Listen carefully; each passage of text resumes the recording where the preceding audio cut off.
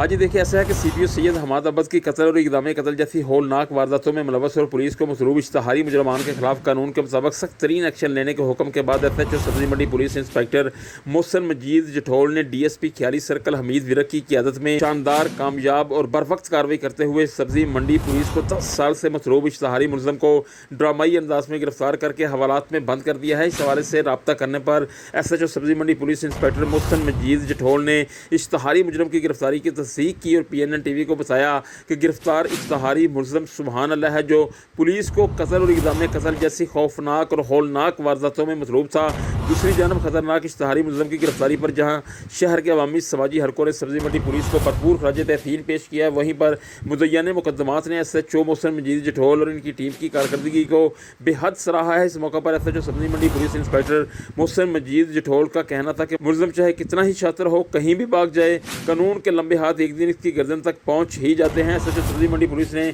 शहरियों से अपील की और कहा कि वो जुराइम को जड़ से उखाड़ने के लिए पुलिस का साथ दें और अपने इर्द गिर्द मनफी सरगर्मी में मुलव्वस अनासर की इतला पुलिस की हेल्पलाइन 15 पर देकर एक ज़िम्मेदार शहरी होने का सबूत दें। पुलिस अवाम की खैर खा है, पुलिस अवाम की मुहाफ़िज़ है। शहरियों की जानो माल, इज़्ज़त और आबरू की हिफाजत के लिए पुलिस कोई कसर न उठा रखेगी।